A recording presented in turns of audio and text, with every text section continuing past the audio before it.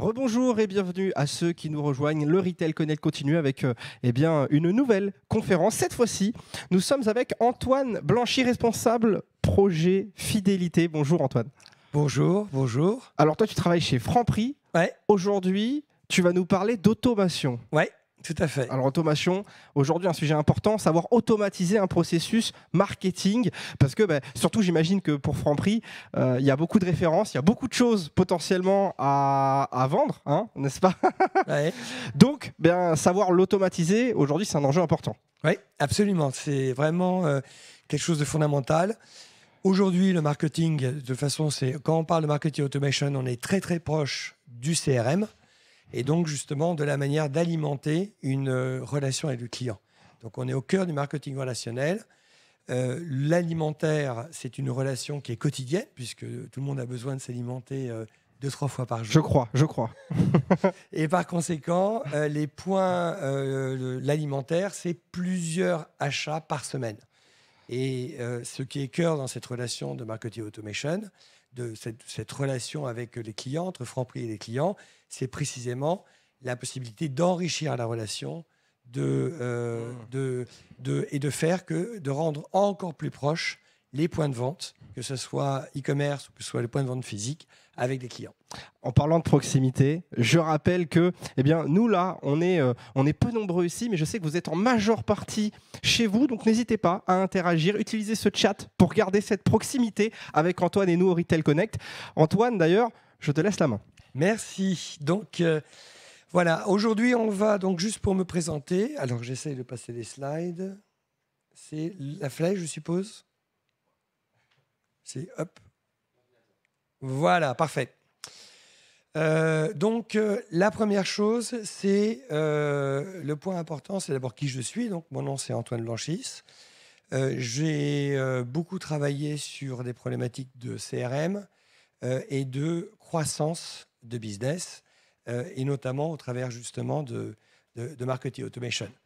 Donc, je suis intervenu ou j'interviens auprès de Franprix comme manager de transition pour justement renforcer le programme de fidélité. La fidélité aujourd'hui, c'est extrêmement important pour toutes les marques, dans l'alimentaire en particulier, puisque dans le contexte d'inflation que nous vivons tous, eh bien, les programmes de fidélité donnent plus de valeur et plus de pouvoir d'achat aux clients. Donc, c'est vraiment un des points importants. Je suis intervenu donc, dans ce projet à la fois comme manager projet, responsable projet pour justement lancer de nouveaux outils CRM, mais aussi pour définir la stratégie et accompagner un département. Et donc, aujourd'hui, on va voir dans cette approche non seulement les aspects techniques de marketing automation, mais aussi les aspects plus stratégiques et les aspects, c'est fondamental qu'on introduit une nouvelle technologie, les aspects justement de capacité humaine. Voilà. Et donc, s'il y a un point qui est important, c'est que les valeurs Franprix sont des valeurs de proximité, ce sont des points de vente alimentaires de proximité, qui répondent à une fréquence d'achat aussi, avec une dimension humaine très importante. Ce sont des points de vente justement où il y a un peu plus d'humains au mètre carré, parce qu'il y a un peu moins de mètres carrés aussi. Donc cette dimension justement du contact avec un humain, avec des humains, est extrêmement importante. Et puis aussi la question du service. Et par rapport à ça, justement, le marketing automation, c'est un outil qui est mis à disposition du marketing et de l'e-commerce, précisément pour garantir la proximité, la pertinence et la fréquence. Voilà. Et donc, l'objectif, c'est bien en augmentant la fréquence de contact, d'interaction avec les clients, de pouvoir justement augmenter la fréquence d'achat. Voilà. Donc, ce n'est pas autant un projet, ça a été une vraie volonté de customer centricity, donc d'être au plus proche du client et de ses besoins pour augmenter la fréquence. Voilà, alors je reviens en arrière, je ne sais pas pourquoi. Hop, hop, voilà. Donc, en partant en quelque sorte de l'existant, donc si on faisait un bilan de où en était le programme de fidélité l'année dernière, puisque tout ça, ça s'est passé en quelques mois, c'est justement l'objectif qui avait été donné pour ce projet, c'est plus de réactivité. C'est-à-dire qu'on veut plus de proximité entre les équipes de marketing, les équipes d'e-commerce et le client, en étant aussi proche d'un réseau. Le réseau Franprix, c'est environ 1000 points de vente sur le territoire national, donc c'est beaucoup de points de vente. Et donc pour que la fidélité fonctionne, il faut aussi que la relation entre la marque, entre le siège et le réseau soit plus proche. Et dans notre cas aussi, le réseau est fortement marqué par des franchisés. Donc, une chose, c'est travailler avec un réseau qui nous appartient, et autre chose, c'est travailler avec un réseau de franchisés. Donc, les questions principales pour toute conduite de projet et toute conduite de changement, qui est le projet est compris et approprié par les équipes en interne. Le projet est compris et approprié par le réseau, et donc se traduit par, on va dire, un KPI, un objectif qui est une augmentation de la fréquence d'achat. Ce sont les éléments fondamentaux pour ce projet. Donc, en fonction de ça, ça donne quoi? Eh bien, là, on est bien avec un rapport direct, un point de vente, une personne qui est dans ce de point de vente, un nouveau programme qui a été relancé cette année, donc il y a un mois, en avril, et des objectifs pour le projet, qui est un objectif vraiment d'appropriation. Le plus important, ce n'était pas d'avoir, on va dire, la technologie la plus up-to-date, etc. C'était garantir que la technologie soit bien utilisée par l'équipe de marketing et l'équipe du commerce. Et ce pourquoi? Parce que souvent, dans les projets de marketing automation, eh bien, il y a des consultants qui font un travail d'intégration, qui mettent à disposition des outils relationnels puissants aux équipes, et les équipes ont des difficultés pour les utiliser. Donc la dimension ergonomique de l'outil, facile à utiliser, est vraiment super importante. En plus de ça, il a fallu justement faire de l'upskilling, parce qu'une équipe de marketing travaille avec quelques data, et on va voir que la quantité de data qu'on va leur mettre à disposition va fortement augmenter. Et puis aussi une approche très progressive. Pour faire un projet court, il fallait vraiment être très clair sur le MVP, sur la première version du projet qu'il fallait accoucher en quelques mois. Donc voilà. Et donc tout ça a fait un projet extrêmement compact et réalisé en très peu de temps. Donc voilà. Donc là, on est vraiment ici avec le contenu de l'éditeur de la solution. Donc on va revenir après quel type d'éditeur, mais on est capable de collecter, parce que c'est un marketing automation CDP, Customer Data Platform, on est capable de connecter des informations du site web, des informations de l'app, des informations des achats, donc des caisses, des POS sur les 1000 points de vente, évidemment du CRM, et toutes ces données, on est capable justement de les compacter et de les concentrer pour avoir une fiche client et pour avoir des segments qui soient à la fois des segments off et online. Voilà. Et donc, on est capable aussi de segmenter justement par rapport... Alors ça, c'est les chiffres qui ne sont pas nos chiffres à nous, c'est les chiffres exemples.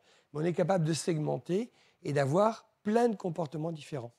Des gens qui achètent online, des gens qui sont simplement en achat offline, qui est quand même la grande majorité des personnes. Et puis des personnes qui font les deux. Ça, c'est un des types de comportements qu'on peut avoir. Mais aussi, on peut avoir des passagers fréquents, des passagers moins fréquents. On peut avoir aussi des catégories qui sont achetées, etc., etc. Et toute cette information, on a tout réuni dans un seul outil. Voilà. Donc, c'est en quelque sorte une forme de révolution de pouvoir, dans un seul outil, générer tout type de segmentation et de comportement. Alors, comment on joue la proximité et la fréquence? Eh bien, on a pu revoir le ton de conversation, le ton conversationnel qu'on a avec nos clients. Donc, il y a un travail de fond de qu'est-ce que c'est que Franprix, quelle est la communication relationnelle qu'elle peut établir avec justement ses clients. Les parcours, où on a beaucoup travaillé sur des parcours construits à partir des moments clients. Qu'est-ce que c'est qu'un moment client? C'est un anniversaire, c'est une visite d'un point de vente physique, c'est une visite d'une app, ou de l'app ou du site.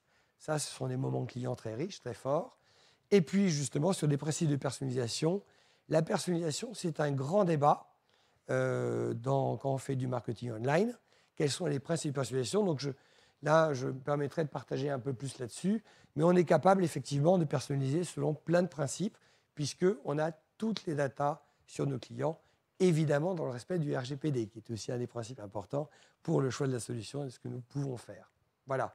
Et puis quelques principes de base qui est principe de saturation ou de limite de communication, pas plus de 5 messages par semaine et par personne. On est dans l'alimentaire. Donc l'alimentaire, c'est une relation quotidienne avec le client. C'est pour ça qu'on peut aller jusqu'à 5 messages par semaine. Si on était dans d'autres business, on serait probablement avec moins de messages par semaine. Voilà. Et puis, on a défini des parcours de haute priorité. Tous les moments clients sont de haute priorité et des parcours de basse priorité. Voilà. Ça, c'est un exemple de type de parcours qu'on peut avoir. Donc, on est typiquement dans un moment en orange d'acquisition, un moment en quelque sorte de nous connaître, se connaître. Donc, c'est les parcours de welcome, c'est les parcours justement, on va essayer de profiler les clients pour l'amener vers le premier achat, physique ou e-commerce. Et puis après, on a tous les moments de transaction, d'accompagnement, donc des moments promotionnels, des éléments par rapport aux anniversaires, par exemple, anniversaire de la relation, des relances aussi. Et puis, à la fin, on a tous les moments justement de réactivation des clients, de faire que les clients qui ne sont pas arrivés au bout d'un mois dans le physique, par exemple, ou qui ne sont pas arrivés au bout de 3 mois, c'est un peu les critères qu'on a pour mesurer une activité de nos clients, puissent être contactés par des parcours automatisés. Voilà. Revenons au projet, donc c'est important. Donc l'année dernière a été conduit en quelques mois, 3 mois, c'est relativement court, un RFP, donc vraiment une recherche de marché et choisir une solution. Puis après 3 à 4 mois, un setup de solution très court, parce que imaginez quand même qu'en termes de données, nous intégrons tout plein de données, des données online, des données offline, différentes caisses, différents systèmes de caisses. Donc c'est effectivement, ça a été ce temps a été particulièrement condensé. Typiquement un projet de CRM, Marketing Automation, c'est 6-8 mois, et des fois ça peut durer plus longtemps. Et puis après, on a défini une roadmap. C'est-à-dire que l'intérêt, c'était vraiment d'avoir un MVP, voilà, et puis à partir de ce MVP, pouvoir évoluer. Alors, 2-3 points. Pourquoi le MVP? C'est-à-dire qu'il ne s'agit pas de créer les meilleurs parcours du monde et d'attendre 8 ou 10 mois pour pouvoir le faire. Le plus important, c'est de commencer avec un 5, 6, 7 parcours en un temps très court, justement.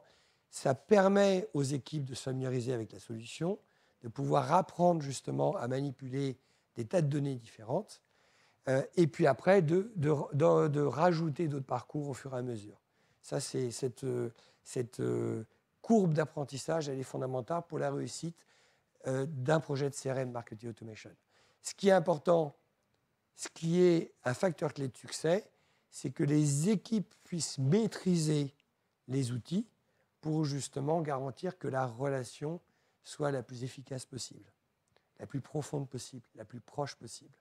Et c'est justement un des grands avantages de ce projet, c'est de permettre que intimement, eh bien, la partie de je prends des outils et je me les approprie puisse se faire le plus rapidement possible pour que l'équipe de marketing et l'équipe du commerce ne s'intéressent qu'à 2 choses, à mon avis fondamentales pour le marketing et pour l'e-commerce.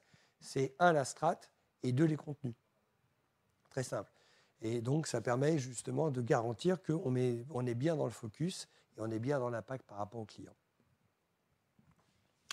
Alors, on peut imaginer, ça c'est un slide aussi de l'éditeur de la solution, plein de scénarios et plein de parcours. Donc là, des parcours qui est en orange tout à l'heure d'acquisition client. Donc on est plutôt dans les welcome, dans les profils, dans la qualification de la lead, dans le profilage. Après, d'activation du client. Donc, je vais activer le client pour qu'il puisse acheter rapidement sur le point de vente physique ou le point de vente e-commerce, et sur l'app, par exemple, mais qu'on puisse croiser les deux, c'est-à-dire qu'on puisse proposer à des clients d'e-commerce de pouvoir se rendre sur le point de vente physique et le point de vente physique de pouvoir aller sur l'e-commerce.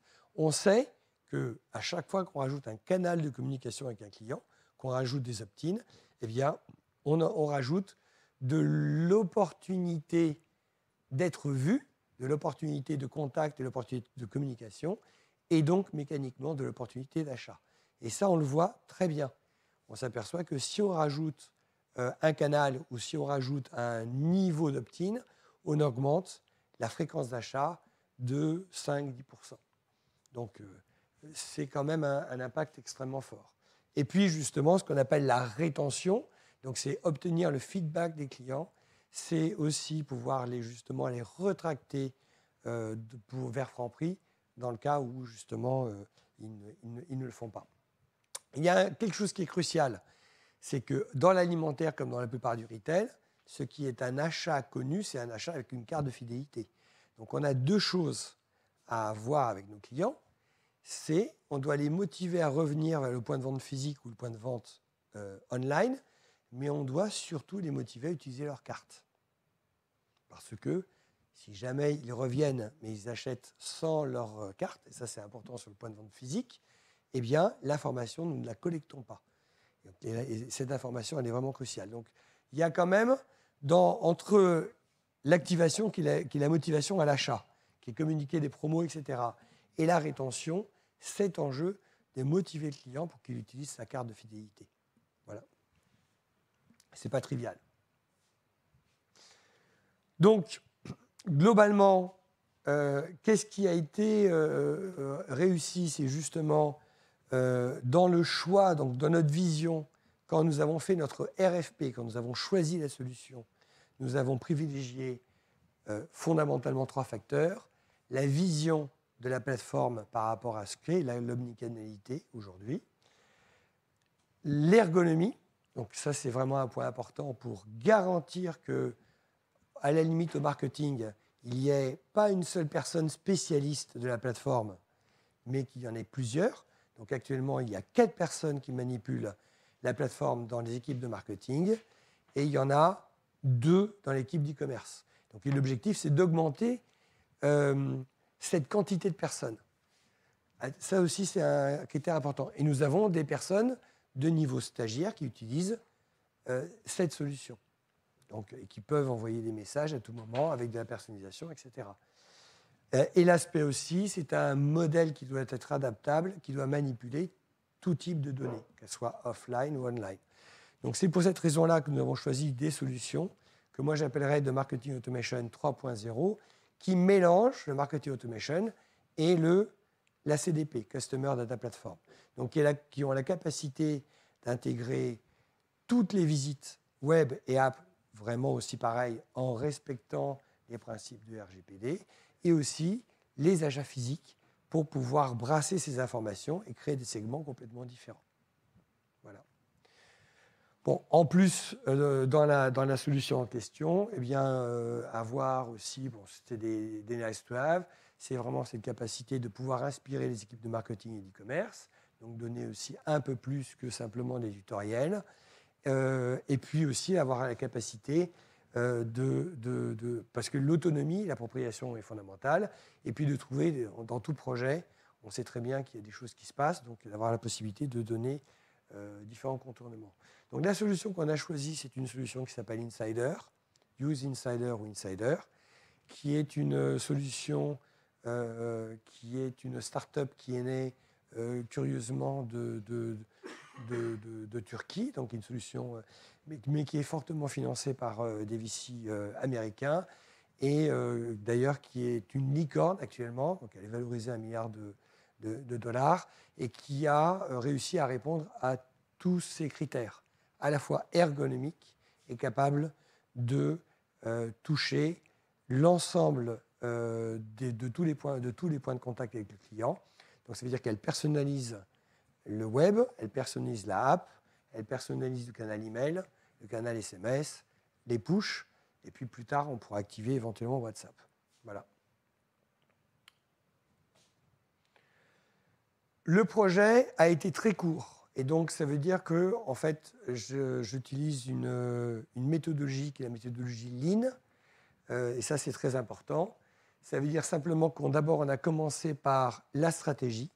Quelle est notre stratégie de fréquence par rapport au client? Sur quel parcours on a envie vraiment de travailler et d'investir? Comment justement garantir, encapsuler, créer la proximité avec le client? Puis après, on a parallélisé toutes les étapes de développement. Et c'est pour cette raison qu'on a réussi à faire un projet en moins de 4 mois.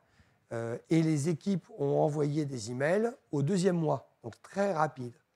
Et le fait d'envoyer des emails très tôt dans le projet, ça fait que les équipes facilement intègrent parfaitement et manipulent parfaitement justement un canal, puis ils vont pouvoir passer au canal push, puis après ils vont pouvoir passer au canal SMS. Donc ça permet de garantir que très rapidement, les opérationnels touchent à la plateforme. Et pour moi, c'est vraiment quasiment tous les projets de marketing automation que j'ai faits, on a garanti que le plus tôt les personnes touchent la plateforme, le mieux c'est. Ça leur laisse le temps de s'entraîner, justement. Voilà. Donc, après, tous les principes, paralléliser au maximum toutes les étapes. Donc, on va avoir un calendrier de projet, désiloter au maximum, parce qu'en fin de compte, à tous les niveaux, il fallait que Franprix puisse se réapproprier complètement l'outil. Donc, on a un outil qui actuellement est utilisé par les équipes de marketing et utilisé par les équipes d'e-commerce. Donc, c'est le même outil pour tout le monde. Ça tombe bien, ça permet de renforcer la transversalité et les logiques on va voir le client dans une logique omnicanale. Et pas dans le retail, il y a souvent cette tendance d'avoir des équipes séparées entre les équipes e-commerce et les équipes de CRM. Eh bien, ça permet en tout cas d'avoir un seul outil et donc une obligation à ce que les gens puissent échanger. Voilà. Il y avait 4 étapes qui ont été considérées comme longues et incertaines. Donc la donnée, là où les projets de marketing automation prennent du temps, c'est sur la donnée, c'est sur le tagging des propriétés des front-end, donc app et site web, sur la formation des équipes et la création des contenus. Et donc une des manières, par exemple, sur la formation des équipes, c'est de faire des formations extrêmement progressives et donc de faire démarrer les gens le plus tôt possible. Donc l'email a été démarré au 2e mois, justement pour garantir que, eh bien, on puisse s'approprier le canal email, qu'il soit bien dominé pour passer au reste après. Ça, c'est sur la formation des équipes. Sur la création des contenus aussi, on a commencé à créer les contenus très en amont. Donc, on va voir en termes de calendrier. Donc, ça nous a fait un calendrier qui s'étend jusqu'au 1er semestre, mais dont, eh bien, au 2e mois, on était déjà en train d'envoyer des emails et les parcours ont été initialisés entre la fin du 3e et à 3 mois et demi, quoi, globalement. Donc, les premiers parcours ont été initialisés et les parcours ont été mis en route dans une logique de batch, c'est-à-dire qu'on a fait 2-3 parcours à chaque semaine.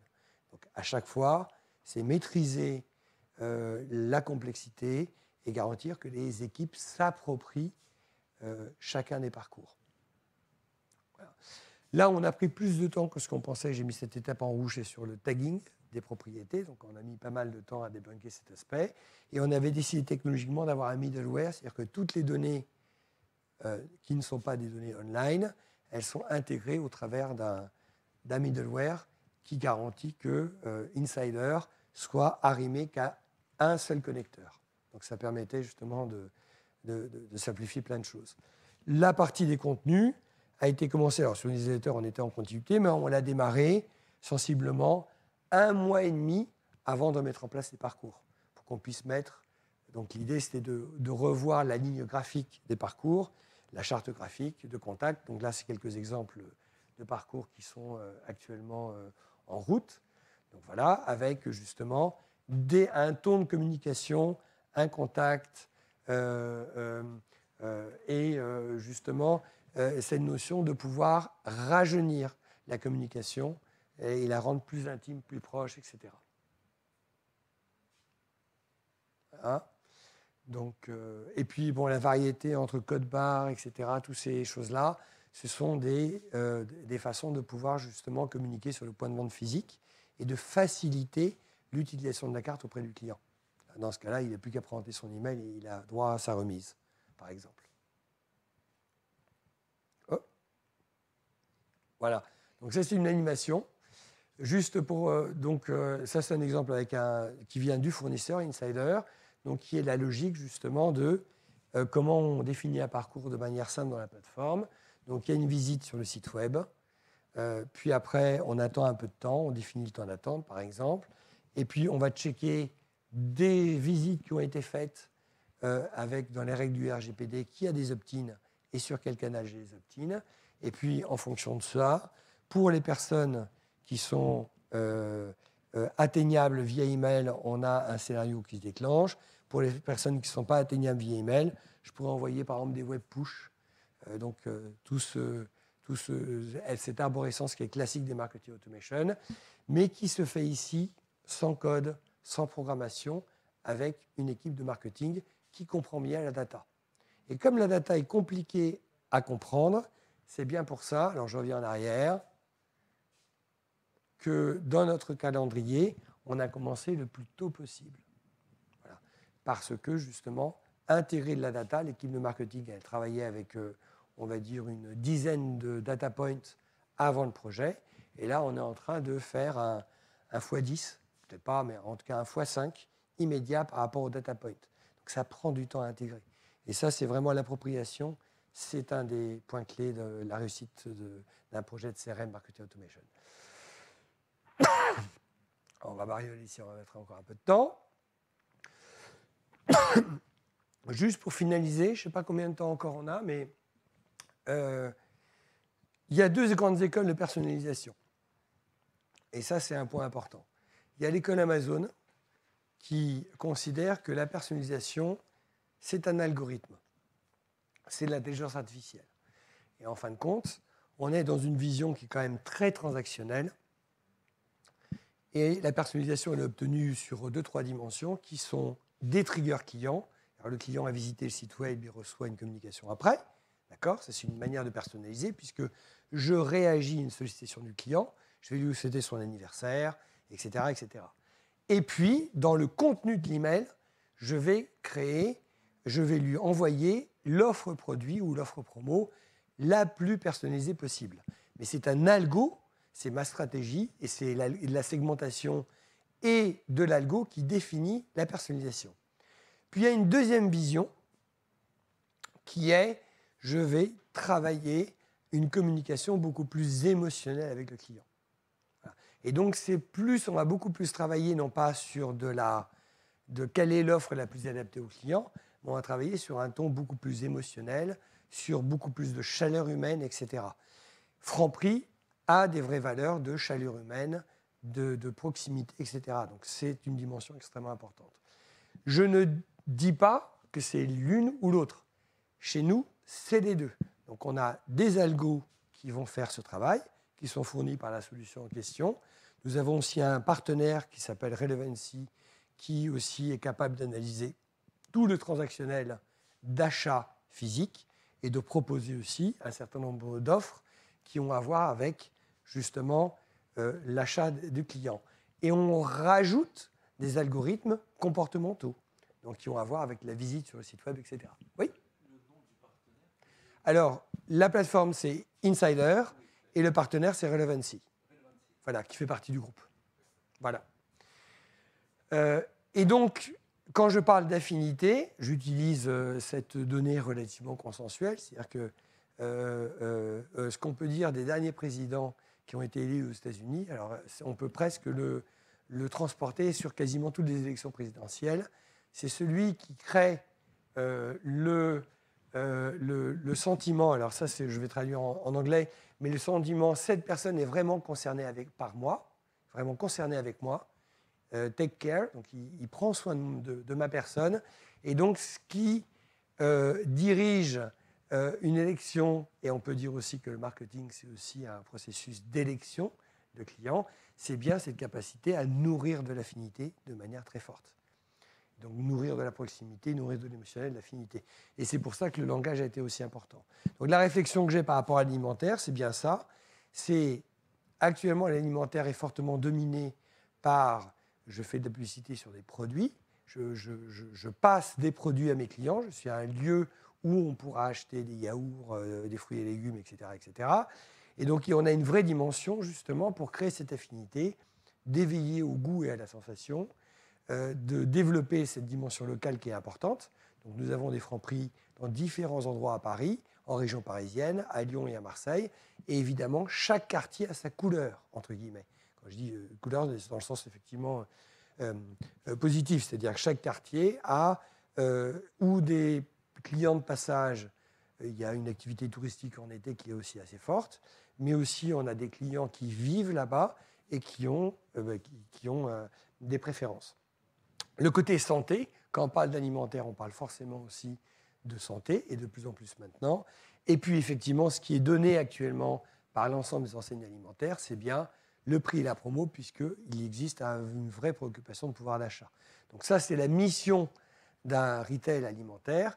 Mais aujourd'hui, l'affinité en alimentaire, elle va se faire au niveau émotionnel beaucoup par les 4 dimensions du haut. C'est-à-dire, par rapport à mon public, comment je fais pour personnaliser et être plus proche de lui, mais aussi comment je fais pour éveiller du goût et de la sensation, et comment aussi je réponds à ses besoins de santé. Voilà. Pour finir, donc, c'est un peu des choses à mettre en mouvement dans le futur. Donc, ça n'a pas été adressé complètement dans le projet. Le projet était vraiment très concentré sur un MVP. C'est bien, typiquement dans les activités de retail, j'en connais aussi parce que je connais aussi le monde qui habille par d'autres activités que j'ai.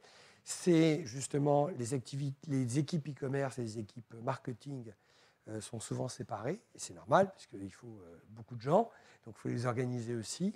Et en fin de compte, le client demande de l'omnicanal. Ce n'est pas tout à fait la même chose.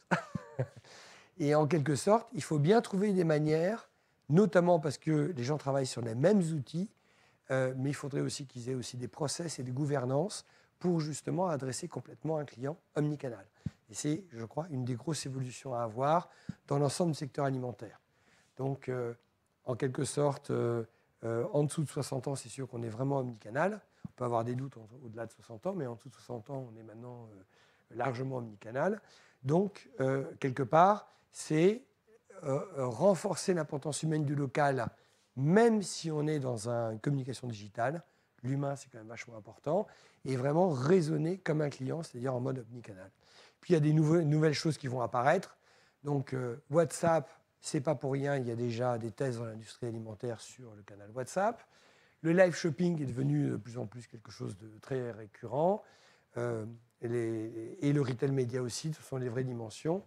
Et donc, et le web app, il y a des milliers de visiteurs qui viennent en web et app. Ils ne viennent pas tout le temps pour acheter, mais ils viennent pour y faire des choses, pour découvrir les recettes, pour savoir où se trouve le point de vente, etc. etc. Et donc, c'est un des points. Une des évolutions à attendre aussi, c'est d'avoir des scores, et ça, ce n'est pas trivial non plus à obtenir au niveau des solutions, c'est avoir des scores qui embarquent à la fois la dimension digitale et la dimension physique du business. Voilà. Pour l'instant, c'est effectivement pas trivial, mais là, c'est une réflexion que j'ai les 2 réflexions que j'ai dans le futur de la relation dans l'alimentaire et dans le retail avec les clients, c'est bien comment une marque embrasse et embarque l'omnicanalité. Donc, ça, c'est un des points. Comment on va mélanger chaque fois plus le physique et l'online de manière technique au travers de scores, mais comment aussi on écrit des parcours et on définit des expériences qui soient complètement beaucoup plus, justement, sans couture. Voilà. Bon, et je dirais, juste pour finir, donc là, d'où l'importance aussi du point de vente, en quelque sorte, cette relation entre le point de vente et justement le monde digital, c'est augmenter la fréquence d'achat, justement, au travers de cette expérience complètement omnicanale, et puis utiliser donc les outils du Lean, c'est les outils que j'ai utilisés toute ma vie, qui permettent justement de raisonner en termes d'impact perçu, qualité perçue auprès du client final. Ça, c'est le point. C'est qu'est-ce qui va faire la différence au niveau du client. Et c'est pour ça que la question de la personnalisation n'est pas triviale.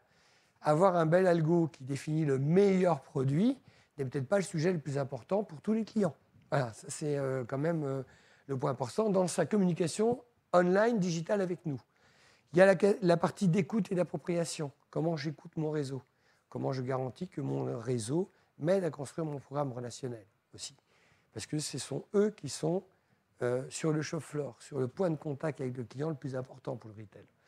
Et puis, justement, bien définir cette dimension sur un projet de marketing automation. Je reviens au projet. C'est important de définir un MVP. Donc, quel est le pack essentiel qui me permet de démarrer très, très vite? Parce que c'est le démarrage très, très vite, très rapide, qui va me permettre aux équipes de s'approprier beaucoup plus rapidement l'outil. Il vaut mieux que je n'ai pas toute la donnée, et c'est ce qu'on a fait, on a assumé de le faire. On n'a pas toutes les données pour démarrer, mais on a les données essentielles pour les parcours essentiels. Donc l'idée, c'est bien, je pars du client, j'écoute mon réseau et j'écoute mes équipes, et puis je définis un premier MVP qui n'aura pas tout, mais qui est la base essentielle, et puis j'ai un calendrier après de déploiement pour tout le reste. Voilà. Dans le choix de la solution, on est globalement satisfait de la solution qui a été choisie, parce que justement, c'est un marketing automation 3.0 qui a cette capacité de ne pas être trop basé sur les canaux directs, l'email, le SMS et les push, mais tout de suite d'embarquer une réalité complètement omnicanale qui est front, c'est-à-dire site web et app, et puis email, et puis SMS, et puis push, et tout ça, et puis bientôt le messaging, et tout ça se répond complètement. Voilà. Merci. Merci déjà, merci beaucoup. On a le temps pour une question, en effet, avec le timing. Voilà, est-ce que quelqu'un a une question? Moi j'en ai, mais je vous laisse la priorité quand même. Je laisse le temps de réflexion quand même au cas où.